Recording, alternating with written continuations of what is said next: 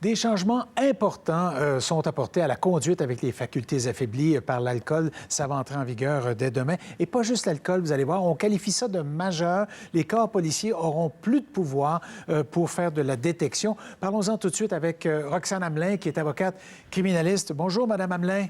Bonjour. Alors, il semble y avoir des nouveaux pouvoirs comme ça qui sont donnés aux policiers. Je pense tout de suite à celui où on dit qu'on pourra faire preuve d'un dépistage. Nous devrons donner un échantillon d'haleine, même s'il n'y a pas de soupçon qui pèse sur nous. Est-ce que c'est incontestable, ce droit-là? Bien, vous avez raison. Ce sont des nouveaux pouvoirs que les policiers auront. Donc, sans soupçon, sans odeur d'alcool, sans déclaration du conducteur à l'effet qu'il a consommé de l'alcool, le policier qui a avec lui l'appareil pourra ordonner à la personne de s'y soumettre. Et si la personne refuse, bien, il y aura accusation criminelle.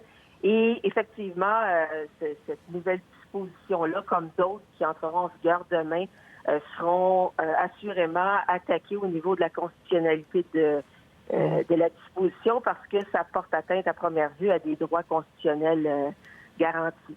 Bon, quels sont les autres, selon vous? Parce que on mentionne celui-là. Est-ce que vous en voyez d'autres exemples? Un article, une modification majeure, c'est que actuellement, la personne qui est accusée d'avoir conduit avec plus de 80 mg, le fameux 0.08, pourra invoquer un mauvais fonctionnement de l'appareil ou des mauvaises manipulations de l'opérateur de l'appareil pour soulever un doute là, dans l'esprit du tribunal. Et cette possibilité-là sera éliminée là, dès demain. Pas juste pour les gens qui seront accusés après, à partir du 18 décembre, mais également pour tous les autres dossiers, là, pour des gens qui sont accusés avant, mais qui subiront leur procès à compter de demain. Donc, cette disposition-là que je vous décris aura un effet rétrospectif. Ça aussi, c'est assez nouveau que ce soit rétroactif comme ça, parce que généralement, si on commet un crime, on connaît les peines plausibles. Alors là, la peine ne change peut-être pas, mais les conditions vont tout à coup rétroactivement. On va se dire, bien, vous n'auriez pas dû.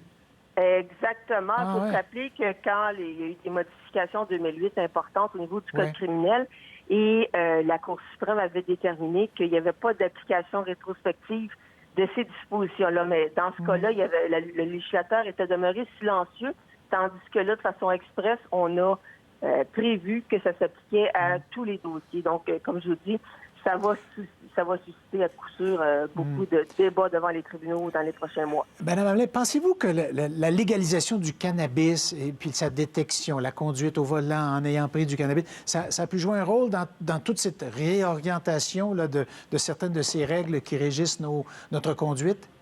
Bien, je pense qu'on a profité de la nécessité, à cause de l'entrée en vigueur, comme vous dites, des nouvelles dispositions au niveau du cannabis, de faire une réforme autant au niveau du cannabis là, pour introduire des nouvelles dispositions qu'au niveau de l'alcool. Donc, on a profité des changements pour apporter des modifications, mais comme je vous dis, ça risque de susciter des débats devant les tribunaux parce qu'on est allé loin là. Bon, écoutez, on verra comment tout ça s'ajustera et comment ça sera dans l'air du temps. Alors, Mme Hamelin, merci beaucoup d'avoir répondu à nos questions.